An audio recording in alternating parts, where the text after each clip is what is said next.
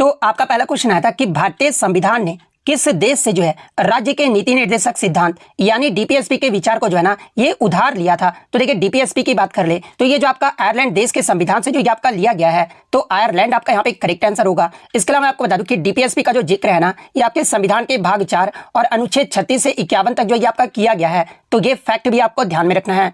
Next question आपका यहाँ पर आता है कि भारत ने किस देश से जो है ये पंचवर्षीय योजना जो वो अपनाया है। तो देखिए भारत ने जो है ये आपका पूर्व सोवियत संघ से जो है ना ये संविधान में जो है पंचवर्षीय योजना जो वो अपनाया गया है। तो सोवियत संघ आपका करेक्ट आंसर होगा। इसके अलावा मैं आपको बता दूं कि सोवियत संघ में वर्ष 1928 में जो है जोसेफ स्टालिन ने पहली पंचवर्षीय योजना जो वो लागू किए थे। इसके अलावा अगर भारत में बात कर ले तो देखिए भारत ने आजादी के बाद वर्ष 1951 में जो है अपनी पहली पंचवर्षीय योजना जो वो शुरू किया था। तो ये फैक्ट भी आपको ध्यान में रखना है। नेक्स्ट आपका क्वेश्चन यहाँ पर आया था कि साल 2011 की जनगणना के मुताबिक भारत में 0 से 6 वर्ष के बच्चों की जो जनसंख्या है ना इसका प्रतिशत जो है ये क्या रहा था। तो देखिए वर्ष 2011 की जनगणना के अनुसार भारत में 0 से 6 वर्ष के बच्चों की जो जनसंख्या है ना ये आपका 16.45 करोड़ रहा था, जिसमें अगर कुल आबादी के अगर प्रतिशत की बात कर ले तो ये आपका 13.59% रहा था। तो 13.59 आपका करेक्ट आंसर होगा। तो ये तो हो गया आपका 0 से 6 साल के बच्चों के लिए। अगर ओवरऑल बात कर ले तो देखिए 2011 की जनगणना के अनुसार भारत का आपका जनसंख्या है ना ये आपका 1210 मिलियन रहा था, जिसमें अगर पुरुष की बात कर ले तो देखिए पुरुष का जो जनसंख्या है ना ये आपका 623 मिलियन रहा था। यानी अगर प्रतिशत में बात कर ले तो ये आपका 51.54% रहा था। वहीं अगर महिलाओं की जनसंख्या पूछा जाए तो देखिए महिलाओं की जो जनसंख्या है ना ये आपका 586 मिलियन रहा था और प्रतिशत में जो है ये आपका 48.46% रहा था। तो ये फैक्ट भी आपको ध्यान में रखना है। नेक्स्ट अगर बात कर ले तो देखिए 0 से 6 साल बच्चों में अगर लिंगानुपात पूछा जाए कि ये कितना रहा था तो देखिए 2011 की जनगणना के अनुसार 0 से 6 साल के बच्चों का जो लिंगानुपात है ना ये आपका 919 रहा था। यानी प्रति 1000 लड़कों पर जो लड़कियों की संख्या थी ना ये आपका 919 रहा था। तो ये तो हो गया आपका 0 से 6 वर्ष के बच्चों का लिंगानुपात। अगर आपसे ओवरऑल लिंगानुपात पूछा जाए तो देखिए 2011 की जनगणना के अनुसार भारत का जो लिंगानुपात है ना ये आपका 943 रहा था। तो ये फैक्ट भी आपको ध्यान में रखना है।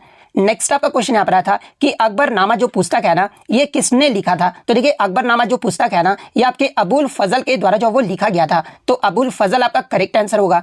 इसके अलावा मैं आपको बता दूं कि अकबरनामा को जो है ना ये आपके 3 खंडों में जो ये आपका बांटा गया है। और वो 3 खंड कौन कौन से हैं तो देखिए पहला जो खंड है ना ये आपके अकबरों के पूर्वजों के बारे में जो ये आपका बताता है। दूसरा खंड जो है ना ये आपके अकबर के शासनकाल के बारे में बताता है। और तीसरा खंड में आपका आईने अकबरी है। और आईने अकबरी भी जो है ना ये आपके अबुल फजल के द्वारा जो वो लिखा गया है। तो ये सारे फैक्ट जो आपको ध्यान में रखना है। नेक्स्ट आपका क्वेश्चन यहाँ पर आया था कि 1857 के विद्रोह में पराजित होने के बाद नाना साहिब जो है ना ये कहां पर जो वो पलायन कर गए थे, यानी कौन सा देश जो वो चले गए थे। तो देखिए मैं आपको बता दूं कि 1857 के विद्रोह में ये जो आपके नाना साहिब थे ना ये आपके कानपुर से जो वो नेतृत्व किए थे। और ऐसा माना जाता है यानी ये आपका कहा जाता है कि पेशवा नाना साहब ने जो है 1857 के विद्रोह में पराजित होने के बाद आखिरी जो साल है ना ये नेपाल के जंगलों में जो वो बिताए थे। तो नेपाल आपका करेक्ट आंसर होगा। नेक्स्ट आपका क्वेश्चन यहाँ पर आया था कि 1857 की क्रांति में बिहार से जो है ये किसने नेतृत्व किया था। तो देखिए 1857 की क्रांति में बिहार से जो नेतृत्व है ना ये आपके वीर कुंवर सिंह ने जो वो किया था। तो वीर कुंवर सिंह आपका करेक्ट आंसर होगा।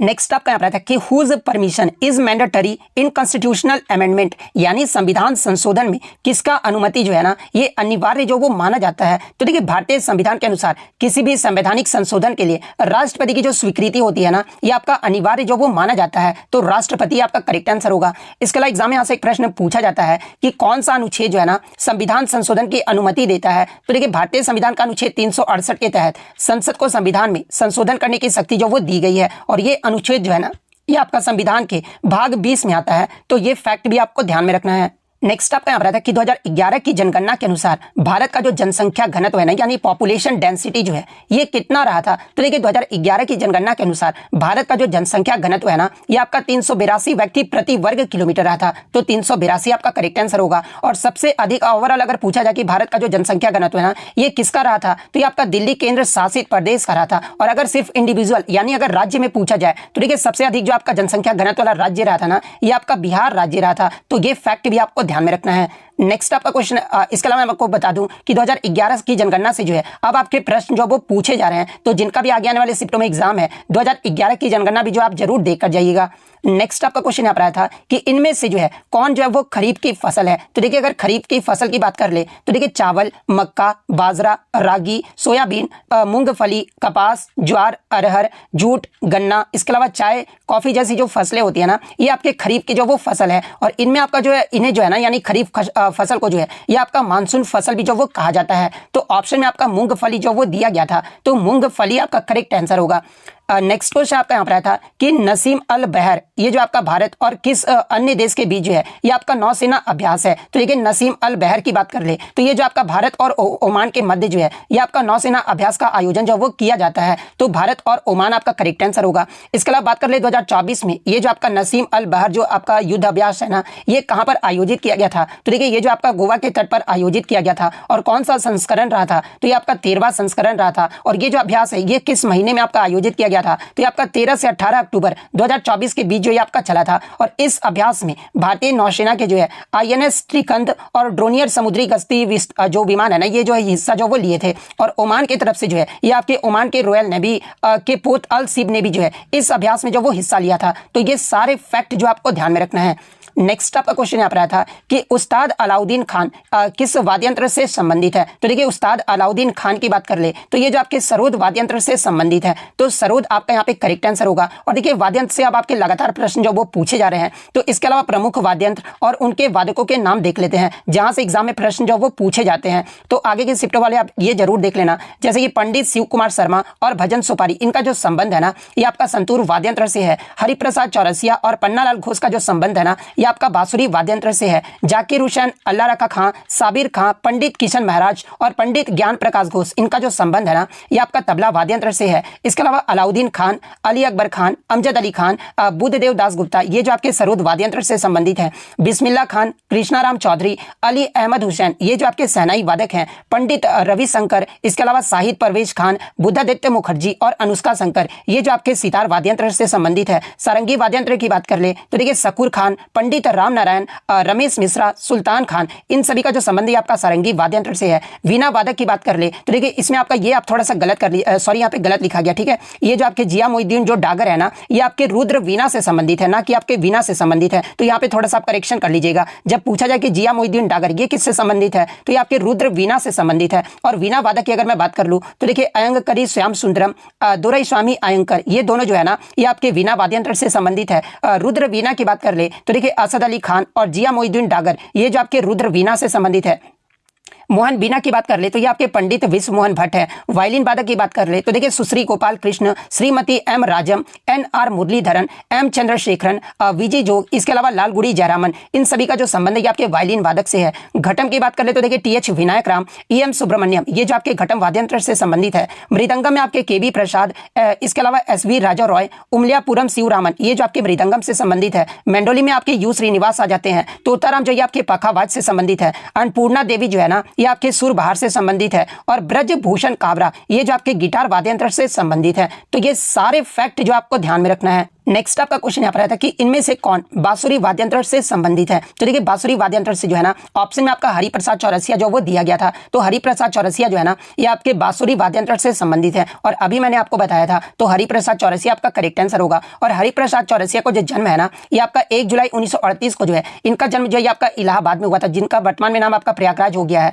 इसके अलावा मैं आपको बता दूं कि हरिप्रसाद चौरसिया को जो है 1984 में संगीत नाटक अकादमी पुरस्कार से सम्मानित किया गया था। वर्ष 1992 में जो है इन्हें भारत सरकार के द्वारा पद्म भूषण से सम्मानित किया गया था। और वर्ष 2000 ईस्वी में जो है इन्हें पद्म विभूषण से भी जो वो सम्मानित किया गया था। तो ये सारे फैक्ट जो आपको ध्यान में रखना है। नेक्स्ट आपका क्वेश्चन यहाँ पर आया था कि बरसात में सड़क के मोड़ पर स्कूटर या साइकिल जो है ना ये क्यों जो है ये फिसल जाती है। तो देखिए मैं आपको बता दूं कि तेज रफ्तार में मोड़ लेते समय मोटरसाइकिल चालक अभिकेंद्रीय बल यानी सेंट्रीपिटल फोर्स की कमी के कारण जो है ये जो वो फिसल जाते हैं। तो सेंट्रीपिटल फोर्स यानी अभिकेंद्रीय बल आपका करेक्ट आंसर होगा। नेक्स्ट आपका क्वेश्चन यहाँ पर आया था कि वर्ष 2024 में राष्ट्रीय शिक्षक पुरस्कार जो है ना ये कितने प्राप्तकर्ताओं ने जो वो प्राप्त किया है। तो देखिए मैं आपको बता दूं कि भारत के माननीय राष्ट्रपति श्रीमती द्रौपदी मुर्मू के द्वारा 5 सितंबर 2024 को विज्ञान भवन नई दिल्ली में जो है टोटल आपके 82 चयनित पुरस्कार विजेताओं को जो है ना ये आपका राष्ट्रीय शिक्षक पुरस्कार 2024 जो है ये आपका प्रदान जो वो किया गया है। तो 82 आपका यहाँ पे करेक्ट आंसर होगा। इसके अलावा बात कर ले कि ये जो आपका राष्ट्रीय शिक्षक दिवस है ये किनकी जयंती के अवसर पर मनाया जाता है। तो ये जो आपका प्रत्येक वर्ष 5 सितंबर को डॉक्टर सर्वपल्ली राधाकृष्णन की जयंती के रूप में जो है आपका राष्ट्रीय शिक्षक दिवस के रूप में जो ये आपका मनाया जाता है। तो ये फैक्ट भी आपको ध्यान में रखना है।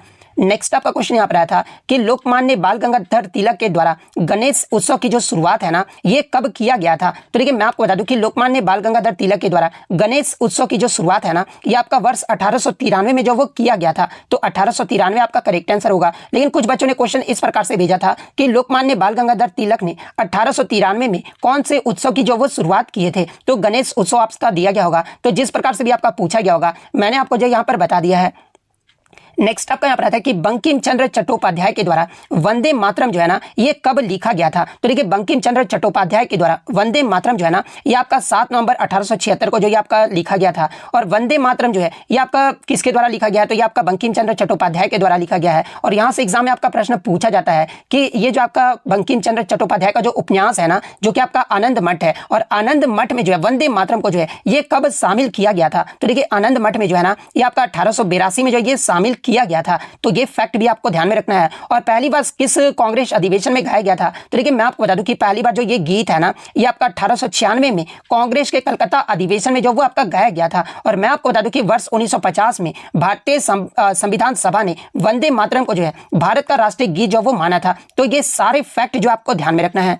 नेक्स्ट आपका क्वेश्चन यहाँ पर आया था कि भारत की तीसरी पंचवर्षीय योजना की जो है विफलता का मुख्य कारण जो वो क्या रहा था। तो देखिए तीसरी पंचवर्षीय योजना की बात कर ले तो इसका जो आपका अवधि है ये आपका 1961 से 1966 तक रहा था। और इसका जो उद्देश्य है ना ये भारत की अर्थव्यवस्था को आत्मनिर्भर और स्व उत्पादक जो ये बनाना था। और इसकी अगर बात कर ले तो देखिए इसने बहुत सारे राजनीतिक और आर्थिक संकट का जो वो सामना किया था। यानी तीसरी पंचवर्षीय योजना के दौरान जो है ना भारत ने बहुत सारे राजनीतिक और आर्थिक संकट का जो वो सामना किया था। जैसे कि 1962 में आपका भारत चीन युद्ध भी जो आपका हुआ था। इसके अलावा 1965 में आपका भारत पाक युद्ध भी जो वो किया गया था। तो इन दोनों में से आपका जो भी ऑप्शन में दिया गया होगा वो आपका यहाँ पे करेक्ट आंसर होगा। और इसी आर्थिक और राजनीतिक संकट के कारण जो है आपके तीसरी पंचवर्षीय योजना के बाद जो है ना आपका योजना अवकाश जो है आपका घोषित करना पड़ा था। यानी तुरंत बाद आपका तीसरी पंचवर्षीय योजना के बाद चौथी पंचवर्षीय योजना तुरंत आपका नहीं आया था। तीसरी पंचवर्षीय योजना के बाद जो है आपका योजना अवकाश जो वो घोषित किया गया था। तो ये सारे फैक्ट जो आपको ध्यान में रखना है। नेक्स्ट आपका यहाँ पर था कि मंगोल साम्राज्य के शासक किस वंश से थे। तो देखिए मंगोल साम्राज्य के जो शासक थे ना ये आपके चिंगा गिसिड राजवंश के थे जिसका नाम साम्राज्य के संस्थापक चंगेज खान के नाम पर जो ये आपका रखा गया था। नेक्स्ट आपका क्वेश्चन यहाँ पर आया था कि निम्नलिखित में से कौन सी पर्वत जो है ना कौन सी पर्वत श्रृंखला उत्तर और दक्षिण भारत को जो है ये आपका विभाजित करती है। तो देखिए ये जो आपका विंध्य पर्वत है ना ये जो आपका उत्तरी भारत के मैदान को दक्कन के पठार से अलग करती है। और ये जो आपका पर्वत श्रृंखला जो है उत्तर और दक्षिणी भारत को जो ये आपका बांटता है। तो विंध्य पर्वत श्रृंखला आपका करेक्ट आंसर होगा। नेक्स्ट आपका क्वेश्चन यहाँ पर आया था कि 10 डिग्री जो चैनल है ना ये किसको किससे अलग करता है। तो देखिए ये जो आपका 10 डिग्री चैनल है ना ये भारत के अंडमान व निकोबार द्वीप समूह में छोटे अंडमान द्वीप को जो है कार निकोबार द्वीप समूह से जो ये आपका अलग करता है। तो ये जो आपका ये वाला ऑप्शन आपका करेक्ट आंसर होगा। और ये जो आपका 10 डिग्री चैनल है ना ये आपका 10 अक्षांश उत्तर पर जो ये आपका स्थित है। तो ये पॉइंट भी आप ध्यान में रखिएगा। इसके अलावा अगर 9 डिग्री चैनल की बात कर ले तो ये जो आपका मिनिकॉय द्वीप की मुख्य लक्षद्वीप समूह से जो ये आपका अलग करता है। 8 डिग्री चैनल जो है ये आपका मिनिकॉय और मालदीव के द्वीपों को जो ये आपका अलग करता है। 38वीं समानांतर जो रेखा है ना ये उत्तर कोरिया और दक्षिण कोरिया को जो वो अलग करता है। तो ये सारे फैक्ट जो आपको ध्यान में रखना है। नेक्स्ट आपका यहाँ था कि भारत का सबसे छोटा केंद्र शासित प्रदेश जो है ये कौन सा है। तो देखिए भारत का जो सबसे छोटा केंद्र शासित प्रदेश है ना ये आपका लक्षद्वीप है। तो लक्षद्वीप आपका करेक्ट आंसर होगा। नेक्स्ट आपका क्वेश्चन यहाँ पर था कि मुगल वंश किस राजवंश से जो ये निकला है। तो देखिए मुगल वंश की बात कर ले तो ये जो आपका मध्य एशिया के तुर्की मंगोल मूल के तैमूरी वंश की एक शाखा था। और मुगल वंश के जो संस्थापक थे ये आपके बाबर थे जो कि चंगेज खान और तैमूर के जो ये आपके वंशज थे। और बाबर का जन्म आप देख सकते हैं कि कब हुआ था। और मुगल वंश की जो शुरुआती अनुयायी है ना ये आपके चगताई तुर्क थे। और ऑप्शन में जो है शायद आपका तुर्क जो वो दिया गया था। तो तुर्क आपका यहाँ पे करेक्ट आंसर होगा। नेक्स्ट आपका यहाँ पर आता है कि गीत गोविंद ये जो आपका किसकी पुस्तक है? तो देखिए गीत गोविंद जो है ना ये आपके 12वीं सदी के हिंदू कवि जो आपका जयदेव की जो ये आपका रचना है, तो जयदेव आपका करेक्ट आंसर होगा। और ये जो आपका संस्कृत में जो वो लिखा गया था और इसमें भगवान कृष्ण और राधा के प्रेम का जो वो वर्णन किया गया है, तो जयदेव आपका करेक्ट आंसर होगा। नेक्स्ट आपका क्वेश्चन आया था कि भारतीय संविधान का किस अनुच्छेद में जो है अनुसूचित जाति और जनजातीय क्षेत्रों के प्रशासन के लिए जो है एक महत्वपूर्ण प्रावधान है? तो देखिए ये जो आपका अनुच्छेद 244 है ना, इसमें आपके अनुसूचित और जनजातीय क्षेत्रों के प्रशासन के लिए जो है एक महत्वपूर्ण प्रावधान जो वो किया गया है, तो अनुच्छेद 244 आपका करेक्ट आंसर होगा। इसके अलावा मैं आपको बता दूं कि अनुच्छेद 275 के क्लोज 1 के तहत जो है अनुसूचित जनजातियों के कल्याण के लिए जो है प्रोत्साहित जो वो दिया गया है, यानी केंद्रीय सहायता जो है ना अनुसूचित जनजातियों को, ये आपका अनुच्छेद 275 के क्लोज 1 के तहत जो वो दिया गया है। तो ये फैक्ट भी आपको ध्यान में रखना है। नेक्स्ट क्वेश्चन आपका आता है कि राज्य में एक उच्च न्यायालय के न्यायाधीश की जो नियुक्ति है ना राष्ट्रपति के द्वारा किसके परामर्श से जो वो किया जाता है? तो देखिए राष्ट्रपति द्वारा जो है आपके भारत के मुख्य न्यायाधीश और राज्य के राज्यपाल के परामर्श कर जो है उच्च न्यायालय के न्यायाधीशों की नियुक्ति जो वो की जाती है। तो इनमें से आपका जो भी ऑप्शन में दिया गया होगा वो आपका करेक्ट आंसर होगा। इसके अलावा मैं आपको बता दूं कि जिला न्यायाधीशों के जिला न्यायालयों के न्यायाधीशों की जो नियुक्ति है ना ये किसके द्वारा की जाती है? तो देखिए संविधान के अनुच्छेद 233 के क्लोज 1 के तहत जो है किसी राज्य के जिला न्यायालयों के न्यायाधीशों की जो नियुक्ति है ना ये आपका उच्च न्यायालय के परामर्श से उस राज्य का राज्यपाल जो वो करते हैं। तो ये फैक्ट भी आपको ध्यान में रखना है। नेक्स्ट आपका क्वेश्चन यहाँ पर आया था कि तलाक विवाद संबंधित जो मामले की सुनवाई है ना ये किस न्यायालय में जो वो किया जाता है? तो देखिए तलाक विवाद संबंधित मामले की जो सुनवाई है ना ये आपके पारिवारिक न्यायालय या फिर सुप्रीम कोर्ट में जो ये आपका किया जाता है। तो इन दोनों में से आपका जो भी ऑप्शन में दिया गया होगा वो आपका यहाँ पे करेक्ट आंसर होगा। नेक्स्ट आपका क्वेश्चन यहाँ पर आया था कि भारत में उत्तर दिशा में जो है कौन सा राज्य या फिर केंद्र शासित प्रदेश है? तो देखिए भारत के उत्तर दिशा में जो है आपका जम्मू कश्मीर और लद्दाख है। तो जम्मू कश्मीर या लद्दाख दोनों में से जो भी आपका दिया गया होगा वो आपका यहाँ पे करेक्ट आंसर होगा, या फिर आपका दोनों नहीं दिया गया होगा तो आप कमेंट करके बताइएगा कि ऑप्शन में आपका फिर क्या दिया गया था। नेक्स्ट आपका क्वेश्चन यहाँ पर आया था कि अंडर 19 वर्ल्ड बॉक्सिंग चैंपियनशिप 2024 में जो है भारत ने कुल कितने पदक जो वो जीते हैं? तो देखिए अंडर 19 वर्ल्ड बॉक्सिंग चैंपियनशिप में भारत के द्वारा टोटल आपके 17 पदक जो वो जीते गए हैं, जिसमें 4 जो आपका गोल्ड मेडल, 8 जो है ना ये आपका सिल्वर मेडल, इसके अलावा 5 जो था ये आपका ब्रॉन्ज मेडल जो वो जीता गया था। तो 17 पदक आपका करेक्ट आंसर होगा। इसके अलावा बात कर लीजिए कहाँ पर आयोजित किया गया था? तो ये आपके अमेरिका के कोलोराडो में जो ये आपका आयोजित किया गया था। तो ये फैक्ट भी आपको ध्यान में रखना है। नेक्स्ट आपका क्वेश्चन यहाँ पर आया था कि what was the quarter GDP growth rate in September 2024, यानी सरकारी आंकड़ों के मुताबिक सितंबर 2024 तिमाही में जीडीपी ग्रोथ सालाना आधार पर जो है गिरावट के साथ ये जो आपका कितना रहा है? तो देखिए मैं आपको बता दूं कि जुलाई से सितंबर 2024 तिमाही में भारत के वास्तविक जीडीपी वृद्धि दर जो है ना ये आपका 5.4% जो वो रहा है। तो 5.4% आपका करेक्ट आंसर होगा। नेक्स्ट क्वेश्चन आपका यहाँ पर आया था कि foot is which type of unit, जहां पे ऑप्शन में आपका सीजीएस, एसआई और एमकेएस जो वो दिया गया था। तो देखिए मैं आपको बता दूं कि ये जो आपका फुट है ना एक आपका एफपीएस यानी फुट पाउंड सेकंड सिस्टम का जो है ये आपका लंबाई मापने का जो ये एक इकाई है। तो एफपीएस ऑप्शन में आपका दिया गया होगा। तो एफपीएस आपका यहाँ पे करेक्ट आंसर होगा। नेक्स्ट आपका क्वेश्चन यहाँ पर आया था कि भारत में आजादी से पहले किस चीज पर मुख्य रूप से जो है आपका निर्भर था? तो देखिए स्वतंत्रता से पहले भारत जो है ना ये आपका मुख्य रूप से आय और व्यवसाय के मुख्य स्रोत के रूप में ये जो आपका एग्रीकल्चर यानी कृषि पर जो है आपका निर्भर था। तो कृषि आपका यहाँ पे करेक्ट आंसर होगा। नेक्स्ट आपका क्वेश्चन यहाँ पर आया था कि the process of removing restrictions on private companies is called, यानी निजी कंपनियों पर प्रतिबंध हटाने की प्रक्रिया को जो है ये क्या कहा जाता है? तो देखिए निजी कंपनियों पर प्रतिबंध हटाने की प्रक्रिया को जो है ये आपका लिबरलाइजेशन यानी उदारीकरण जो ये कहा जाता है। तो उदारीकरण आपका करेक्ट आंसर होगा। नेक्स्ट आपका क्वेश्चन यहाँ पर आया था कि राज्य लोक सेवा आयोग के अध्यक्ष और सदस्यों की जो नियुक्ति है ना ये कौन करते हैं? तो देखिए राज्य लोक सेवा आयोग के अध्यक्ष और सदस्यों की जो नियुक्ति है ना ये राज्य के राज्यपाल के द्वारा जो वो किया जाता है। और ये जो नियुक्ति है ना ये भारतीय संविधान के भाग 14 के तहत जो वो किया जाता है। तो राज्यपाल आपका करेक्ट आंसर होगा। नेक्स्ट आपका क्वेश्चन यहाँ पर आया था कि संविधान संशोधन विधेयक किसके अनुमोदन के बाद जो है ये आपका अधिनियम जो है ना ये आपका बन जाता है? तो देखिए भारतीय संविधान में संशोधन करने के लिए संसद के दोनों सदनों और राज्य के विधानमंडलों के अनुमोदन के बाद राष्ट्रपति की सहमति लेनी होती है। और इसी के बाद आपका जो संशोधन विधेयक है जो है ना ये आपका अधिनियम जो वो बन जाता है। तो राष्ट्रपति आपका करेक्ट आंसर होगा। नेक्स्ट क्वेश्चन आपका यहाँ पर आया था कि द सिक्योरिटीज एप्लीएट ट्रिब्यूनल यानी SAT was established under which act, यानी प्रतिभूति अपीलीय न्यायाधिकरण इसकी जो स्थापना है ना ये किस अधिनियम के तहत जो ये किया गया था? तो देखिए एसएटी की जो स्थापना है ना ये आपका सेबी यानी भारतीय प्रतिभूति और विनिमय बोर्ड अधिनियम यानी 1992 के तहत जो है इसका जो आपका जो वो किया गया था। तो अधिनियम आपसे पूछा गया था। तो सेबी का जो फुल फॉर्म होता है आपको मैंने यहाँ पर बता दिया है कि securities and exchange board of India अधिनियम के तहत जो है इसकी स्थापना एसएटी की स्थापना जो वो किया गया था। तो ये वाला ऑप्शन आपका यहाँ पे करेक्ट आंसर होगा। और ये जो आपका सेबी जो है ना, एक आपका वैधानिक निकाय है, तो ये पॉइंट भी आपको ध्यान में रखना है। नेक्स्ट आपका यहाँ पर क्वेश्चन आया था कि बजट 2024-25 में 1.52 लाख करोड़ जो है ना, ये किसको जो वो एलोकेट जो वो किया गया था। तो देखिए बजट 2024-25 में कृषि और उससे संबंधित क्षेत्रों के लिए जो है 1.52 लाख करोड़ रुपए का प्रावधान जो वो किया गया था। तो कृषि आपका यहाँ पे करेक्ट आंसर होगा। नेक्स्ट आपका क्वेश्चन यहाँ पर आया था कि उपलब्ध जानकारी के अनुसार किस मिशन के तहत 3 अंतरिक्ष यात्रियों को जो है ना, ये आपका अंतरिक्ष में जो ये आपका भेजा जाएगा। तो देखिए मैं आपको बता दूं कि गगनयान मिशन के तहत जो है आपके 3 से 4 अंतरिक्ष यात्रियों को जो है ना, ये आपका अंतरिक्ष में जो वो भेजा जाएगा। तो गगनयान मिशन आपका करेक्ट आंसर होगा। नेक्स्ट आपका क्वेश्चन यहाँ पर आता है कि बंधन बैंक ने महिला ग्राहकों के लिए जो है कौन सा बचत खाता जो है ये लॉन्च किया हाल ही में। तो देखिए हाल ही में बंधन बैंक के द्वारा महिला ग्राहकों के लिए जो है ना, ये आपका अवनी बचत खाता जो है, इसे जो आपका लॉन्च जो वो किया गया है। तो अवनी बचत खाता आपका करेक्ट आंसर होगा। और बंधन बैंक का जो आपका टैगलाइन क्या होता है, तो देखिए इसका जो टैगलाइन है ना, ये आपका आपका भला और सबकी भलाई है। और बंधन बैंक का जो हेडक्वार्टर यानी मुख्यालय जो है ना, ये आपका कोलकाता पश्चिम बंगाल में स्थित है। तो ये फैक्ट भी आप ध्यान में रखिएगा। नेक्स्ट आपका क्वेश्चन यहाँ पर आता है कि भारत में जमींदारी प्रथा का उन्मूलन करने का जो है ना, क्या कारण रहा था। तो देखिए भारत में जमींदारी प्रथा का उन्मूलन करने का जो है कई सारे जो है वो कारण जो वो देखने को मिले थे। जैसे कि जमींदारी प्रथा से किसानों का जो वो शोषण होता था। जमींदारों के कारण जो है ये आपका व्यापक गरीबी जो ये आपका फैला था। जमींदारों के कारण ये आपका कृषि उत्पादकता में जो आपका कमी जो वो देखा गया था। जमींदारों के कारण ये आपका किसान की स्थिति खराब रही थी। इसके अलावा किसान में आंदोलन जो वो होते थे इन्हीं के कारण। इसके अलावा किसानों को ज्यादा किराया और कर देने के लिए जो है ये आपका मजबूर जो वो किया जाता था। इसके अलावा जमींदारों के कारण ही जो है किसानों पर अत्याचार होता था।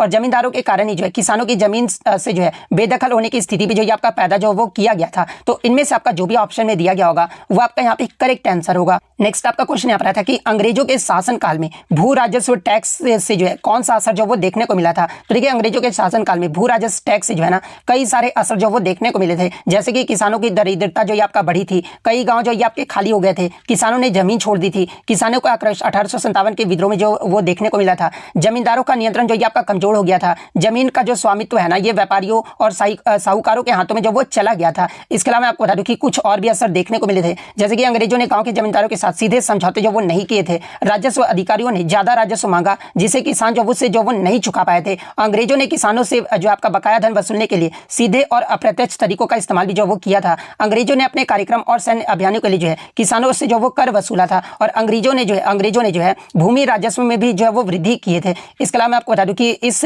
राजस्व प्रणाली का कुछ खास बातें को, जैसे कि अंग्रेजों ने जो है रैयतवाड़ी व्यवस्था जो वो लागू किए थे। और इस व्यवस्था में सरकार के किसानों से जो है ये आपका सीधा संपर्क जो वो नहीं हो पाता था। तो इनमें से आपका जो भी ऑप्शन में आपका दिया गया होगा वो आपका यहाँ पे करेक्ट आंसर होगा। अब बहुत सारे बच्चों का ये क्वेश्चन रहता है कि सर आप इतना वीडियो लेट क्यों लाते हैं। तो देखिए मैं आपको बता दूं कि YouTube पर आपको कोई भी ऐसा चैनल नहीं मिलेगा जो इतना 100% आपको रियल और 40 से 45 क्वेश्चन जो आपको ला कर देता हो। तो इसलिए मैं बोलता हूं कि वीडियो लेट आएगा, लेकिन आपको 100% जो आपको क्वेश्चन जो एग्जाम में पूछे गए हैं वही क्वेश्चन जो आपको देखने को मिलेगा। 5-6 क्वेश्चन तो मैं भी जल्दी लेकर आ जाऊंगा, ऐसा तो मैं भी कर सकता हूँ, लेकिन मैं सबकी तरह क्यों करूँ। ठीक है, कुछ आपको अलग हटके ही करना पड़ता है लाइफ में। ठीक है, तो मैं जो है 40 से 45 क्वेश्चन जो है हर वीडियो में लेकर आता हूँ। इसलिए वीडियो जो वो लेट जो आपको देखने को मिलता है। और बहुत सारे बच्चों से ये पूछना पड़ता है कि क्या ये प्रश्न आया था। अगर गलत प्रश्न मैं बताऊंगा तो खुद ही बच्चे बता देंगे। ठीक है, इसलिए मैं कोशिश करता हूं कि 100% एक्यूरेट क्वेश्चन ही जो है आपके लिए प्रोवाइड कर सकूं। इसलिए आप थोड़ा समझिए। ठीक है, तो इतने क्वेश्चन जो है आज मुझे बच्चों के द्वारा मिले थे जो कि आपके 100% रियल और ऑथेंटिक है। तो अगर वीडियो अच्छी लगे तो वीडियो को जो लाइक जरूर कर दीजिएगा और इसी तरह रियल एनालिसिस पाने के लिए जो है चैनल को सब्सक्राइब जरूर कर दीजिएगा। तो मिलते हैं नेक्स्ट वीडियो, तब तक thank you, all the best.